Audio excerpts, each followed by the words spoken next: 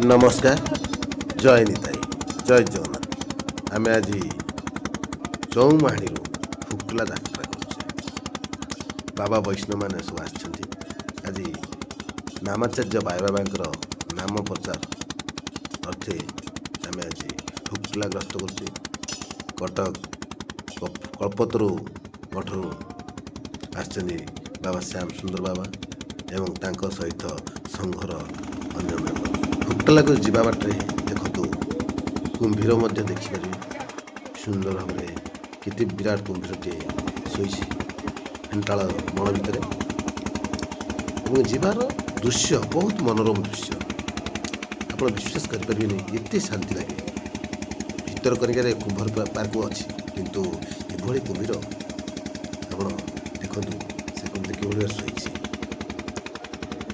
आसନ୍ତୁ यही सुंदर प्राकृतिक उपभोक्त करुवा आम पचार बुझा जे आसी कटक भुवनेश्वर झाड़ू से कौन फिल कर कौन कहते ये विषय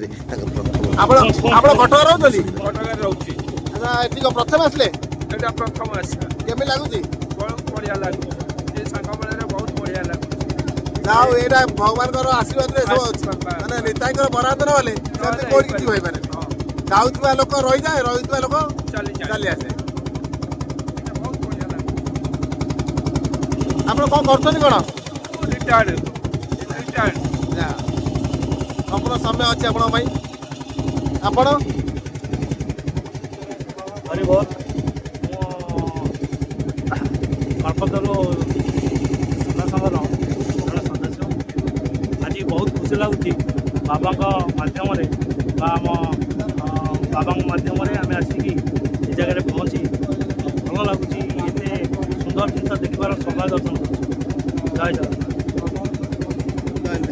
आपण इसको मु श्री पाणीभूषण नायक एक्स आर्मी श्री कल्पतरु सेवा संघ सोसाइटी जड़े सदस्य जगन्नाथ मंदिर काकटपुर बढ़ महाकल्पड़ा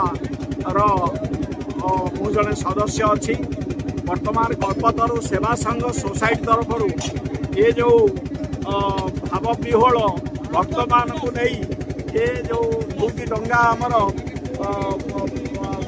ये जाऊँगी ये बतीघर दर्शन करने यह बहुत सुंदर आम केवे बतीघर देखी नु प्रथम थर पर बतीघर देखा जाऊँ से ये जो कल्पतरु सेवा संघ सोसाइटी आमर श्री श्यामानंद बाबाजी महाराज अध्यक्षतार ये कम संभव हो पार्टी तेणु श्री कल्पतरु सेवा संघ सोसाइटी को आम धन्यवाद ग्रहण कर भव्य यात्रा आरंभ कर धन्यवाद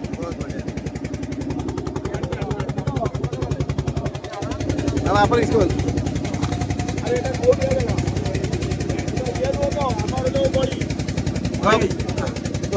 श्री गुरु प्रेमानंदिताई गौर हरि बोल निताई गौर हरि बोल निताई गौर हरि बोल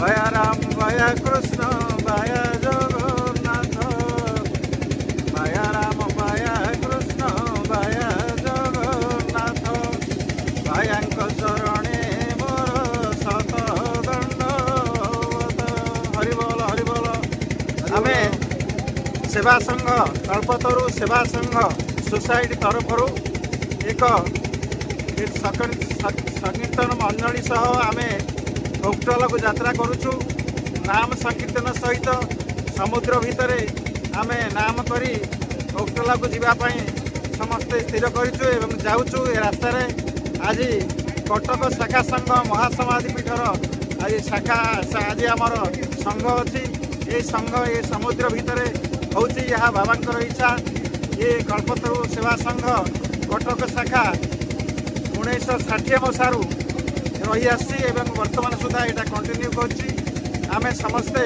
संघ भाई मैंने एकाठी होचु या सहित विभिन्न संघर जो भाई मैंने आसती काकटपुर केन्द्रापड़ा मार्साघाई एवं भुवनेश्वर विभिन्न स्थान सब आम जाऊँ ବାବାଙ୍କର ସେହି ଚିନ୍ତାଧାରାକୁ ପ୍ରାର୍ଥନା କରି ଆମେ ସେଠି ବସିବୁ ଏବଂ ବାବାଙ୍କର ଯେଉଁ ବାର୍ତ୍ତା ଅଛି ବାବାଙ୍କୁ ସମାଜକୁ ଗଢ଼ିବା ପାଇଁ ଯେଉଁ ପ୍ରକାର ନାମ ସଂକୀର୍ତ୍ତନ ମାଧ୍ୟମରେ ସବୁ ସ୍ଥିର କରାହେଇଛି ସେ ବିଷୟରେ ଆମେ ବସିବୁ ଆଲୋଚନା କରିବୁ ଏବଂ ବାବାଙ୍କର ଜୟ ଜୟ ଜ୍ଞାନ କରିବୁ। ଜୟ ଶ୍ରୀ ନାମାଚାର୍ଯ୍ୟ ଭାଇ କି ଜୟ ଜୟ ଜୟ। ଯାଉ ଆପଣମାନେ ଶୁଣିପାରିଲେ ବାବା ଯାହା କହିଲେ ଏବେ ଆସନ୍ତୁ ଶୁଣିବା ଆପଣଙ୍କ କଥା।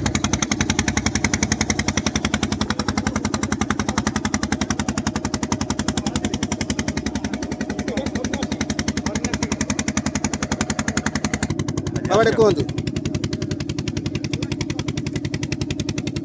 ଶ୍ରୀ ଗୁରୁ ବ୍ରହ୍ମାନନ୍ଦ ନିତାଇ ଗୌର ହରିବ ନିତାଇ ଗୌର ହରିବ। ଆଜି ଗୋଟେ ଦିନ ଆମର ସର୍ବୋତ୍ତର ସଚେତନ ସେବା ସଂଘ ସୋସାଇଟିର ସମସ୍ତ କର୍ମକର୍ତ୍ତା ଆଉ ବାୟାପ୍ରେମୀ ଭକ୍ତମାନଙ୍କୁ ନେଇ ଆମେ ଗୋଟେ ଜାଗା ଆସିଛୁ। ଆମେ ଆସିନଥିଲୁ ତାକୁ ଦେଖିବା ପାଇଁ ଯେଉଁ ସମସ୍ତ ଉଦ୍యోଗୀ ଆଇଲେ ଦେଖିବା ପାଇଁ ସେ ତପନବାବୁଙ୍କ ବ୍ୟବସ୍ଥାରେ ଆମେ ଆସିଛୁ। ଭୁଜଙ୍ଗର ଗୁଆମଣ୍ଡଳ ମାଗୁ ଭାଇଙ୍କର ପ୍ରଚେଷ୍ଟା ଆଉ ଡଙ୍ଗାରେ କେବେ ଆମେ ବସିନୁ। କିମ୍ଭୀର ନଈରେ ଥାଆନ୍ତି ଜାଣିଛୁ କି ନଈ ପାଖରେ କିମ୍ଭୀର ଦେଖିନୁ। ଡଙ୍ଗାରେ ବସିବାକୁ ସାହସ ହେଉନି କିଛି କିମ୍ଭୀର ଦେଖିବାକୁ ସାହସ ବୁଡ଼ିଯାଉଛି।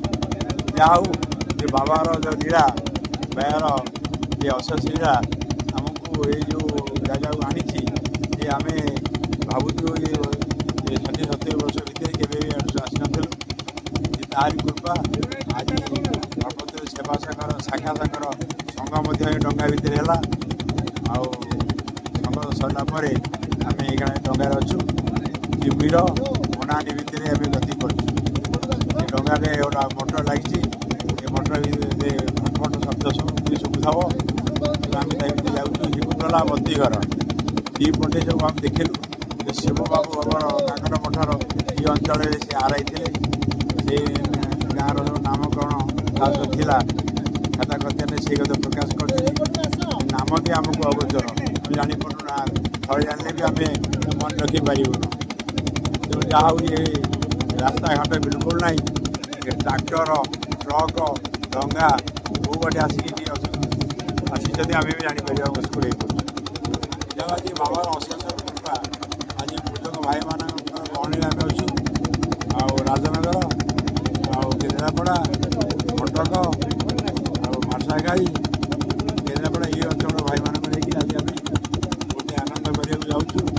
ଆଉ ଯେଉଁ ପ୍ରକାର ସର୍ବୋଚ୍ଚ ରାଜ୍ୟରେ ଅବ୍ୟବସ୍ଥା ହେଇଛି କେମିତି ବ୍ୟବସ୍ଥା କରାଯିବ ଆମେ ଏଇ ଡଙ୍ଗା ଭିତରେ ଆଲୋଚନା କରିକି ବତୀଘର ପାଖେ ବସିକି ଆଲୋଚନା ଏମିତି କରିବୁ ଯେ କେମିତି ବାବା ରାଜ୍ୟଟା ଶୃଙ୍ଖଳା ହେବ। ଆଉ ତାର ବି ବାଟ ଉଡ଼ଳା ହେଉଛି ଯେ ସର୍ବୋଚ୍ଚ ରାଜ୍ୟ କେମିତି ଶୃଙ୍ଖଳା ହେବ।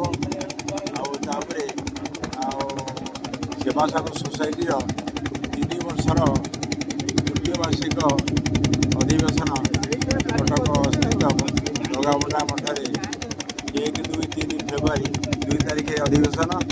3 ତାରିଖ ବୈଷ୍ଣବ ସେବା ଆଉ ଭୋଗ ଆରାଧନା ବାର୍ଷିକ ଉତ୍ସବ ମିଶିକି ହେବ। ସେଠି ଆମେ ଏବେ ଡଙ୍ଗାରେ ଅଛୁ। ପହଞ୍ଚିଲା ପରେ ମୋ ନିର୍ଦ୍ଦେଶ ବାହାରିବ ସର୍ବୋଚ୍ଚ ରାଜ୍ୟର ଯେଉଁ ଡିଷ୍ଟର୍ବ ଦେଖାଯାଇଛି। ତାପରେ ସେ ଡିଷ୍ଟର୍ବକୁ ଆମେ ଆଖି ଆଗରେ ରଖି ଏବେ ରଖୁ କେମିତି ଆମେ ଆଜି ଆନନ୍ଦ କରିବୁ। ଆଉ ବାର୍ଷିକ ମହୋତ୍ସବଟା ସେବା ସଂଘ ତୃତୀୟ ବାର୍ଷିକ ଅଧିବେଶନଟା କେମିତି ସଫଳ ହେବ ସେ ବାବାଙ୍କ ପ୍ରାର୍ଥନା କରୁଛୁ। ଆଉ ଆମେ ଏହି ଭାବରେ ଏଇନା ଆଜି 18 ତାରିଖ ଅମାବସ୍ୟା ମାଘ ଭାଇର କଥା ଅନୁସାରେ ଜୁଆର ଭିତରେ ଯିବା ଜୁଆର ଭିତରେ ଆସିବା। ଜୁଆର ବି କେବେ ଦେଖିନୁ ଡଙ୍ଗା ବି କେବେ ଦେଖିନୁ। ଜୁଆର ଦେଖୁଛୁ ଡଙ୍ଗା ଦେଖିଲେ ପାଣି ଦେଖିଲେ ଜୁଆର କେତେବେଳେ ହବ ତା ଛାଡ଼ ବାଟ କିଏ ଜାଣିଛି। ତାର ପାଣି ତା ବାଟରେ ବଢ଼ିବ ତା ବାଟରେ କମିବ।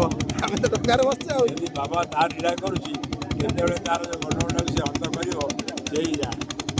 ଆମେ ସେ ଗଣ୍ଡଗୋଳ କେବେ ବାହାରେ ଦେଖିବାକୁ ଗଲୁ କି ତାର ସମାଧାନ ଆମେ ବି କରିପାରିବୁ। ତା ଛଡ଼ା କେହି କରିପାରିବେନି। ଡଙ୍ଗା ଦେଖିନଥିଲୁ ଦେଖିଲୁ, ଗଣ୍ଡଗୋଳ ନ ଦେଖିଲୁ ଦେଖିଲୁ, ସମାଧାନ ଦେଖିନଥିଲୁ ବି ଦେଖିବୁ ବାବା ତାହା କରିବୁ। ତେଣୁ ଆମେ ସେଠି ଡଙ୍ଗାରେ ଡଙ୍ଗା ରୋଷେଇ ଚାଲିଛି। ପଛରେ ସେ ଡଙ୍ଗା ଆସୁଛି ଆଉ କଟକରୁ ମଧ୍ୟ ଟିଫିନ୍ କିଣିକି ଆସିଥିଲୁ, ପାଣି ରୁଟି ସବଜି ଆଉ ସମସ୍ତେ ଖାଇଲେ। ଆଉ ଆମେ ପଛକୁ ଡଙ୍ଗାରେ ପହଞ୍ଚିବୁ, ଯାହା ହବ ଠାକୁର ଇଚ୍ଛା ବାବାର ଇଚ୍ଛା। ଆଉ ଆମେ ଭରସା କରନ୍ତୁ ଆମର କଥା, ଯାହା ହବ ଆୟା ଇଚ୍ଛା।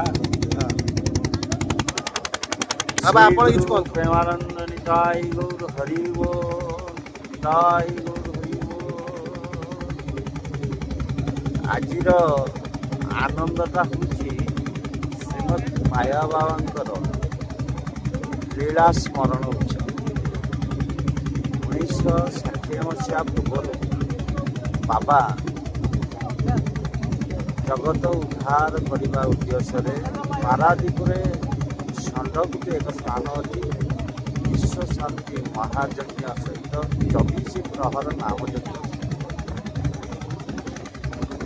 ଆରମ୍ଭ କରିଥିଲେ। କେଉଁଠୁ? ଚଉମା ଠାରୁ ଡଙ୍ଗାରେ ନାମ କୀର୍ତ୍ତନ ସହ ନେହୁରୁ ବଙ୍ଗଳା ଯାଇଥିଲେ। ନେହୁରୁ ବଙ୍ଗଳାରେ ଗୋଟେ ଦିନ ଅବସ୍ଥାନ କରି ସେଠାରୁ ଷଣ୍ଢପୁଟୁ 3 କିଲୋମିଟର ହେବ। ଷଣ୍ଢପୁଟରେ ଯାଇ ତତ୍କାଳ ସମୟର ଆଡ଼ବନ୍ଦୀ ଶତପଥୀଙ୍କ ମାଧ୍ୟମରେ ଯଜ୍ଞ ସୃଷ୍ଟି କରିଥିଲେ।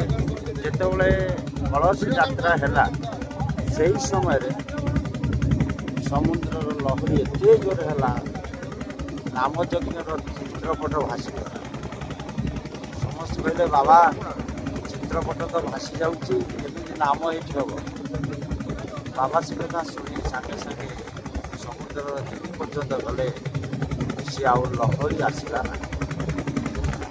ଲହରୀ ନ ଆସିଲା ପରେ ଯଜ୍ଞ ହେଲା, ନାମ ଯଜ୍ଞ ହେଲା। ସେତେବେଳେ ଆମର ଜନ୍ମ ହେଇଥିଲା, ଯାହା ବାବାଙ୍କର ସ୍ୱସ୍ଥ ସୁରତ ଅଛି। ଏହି ଉଦ୍ଦେଶ୍ୟରେ ବାବାଙ୍କ ଲୀଳାର ସ୍ମରଣ କରିବା ପାଇଁ ଆମେ ଚଉମାରୁ ପୁରା ଯାଉଛୁ ଏବଂ ନାମ ସଂକୀର୍ତ୍ତନ ସହିତ ଏବଂ ବାବାଙ୍କର ଅତି ପ୍ରିୟ ସଂଘ ହେଲା ଆଉ କାରାଗବର୍ତ୍ତନ ମଠର ଆମର ବଡ଼ ଗୁରୁ ଭାଇ ଗୁରୁତରେ ସବୁ କାମ ହେଉଛି। ଶ୍ରୀ ଗୁରୁ ପ୍ରେମାନନ୍ଦ ନିତାଇ। ବାବା କଣ ଏକୁ ଆସିଥିଲେ? ହଁ ଡଙ୍ଗିରେ ଆସିଥିଲେ ବାବା। ସେତେବେଳେ ତ ଏତେ ଗାଡ଼ି ଭଡ଼ା ନଥିଲା, ସବୁ ଡଙ୍ଗି ବ୍ୟବସ୍ଥା ବେଶୀ ଥିଲା। ଡଙ୍ଗି ବାବା ତ ଡଙ୍ଗିରେ ଠାରୁ ଗଲେ ନେହୁରୁ ବଙ୍ଗଳା ଆଡ଼କୁ ଆସିଲେ ନେହୁରୁ ବଙ୍ଗଳା ତାପରେ ଯଜ୍ଞ। ଆଜି ସମସ୍ତେ କପତରୁ ଆଶ୍ରମରୁ ଆସିଛନ୍ତି ଏବଂ ଆମର କଣ୍ଟାହାର ନବରାତ୍ର ସଂଘରୁ ବି ବହୁତ କୀର୍ତ୍ତନ ଆସିଛନ୍ତି। ଡଙ୍ଗା ଆମର ଚାଲିଛି। ସମସ୍ତ ବାବା, ଭଗବନ୍ତ, ରାମ ବାବା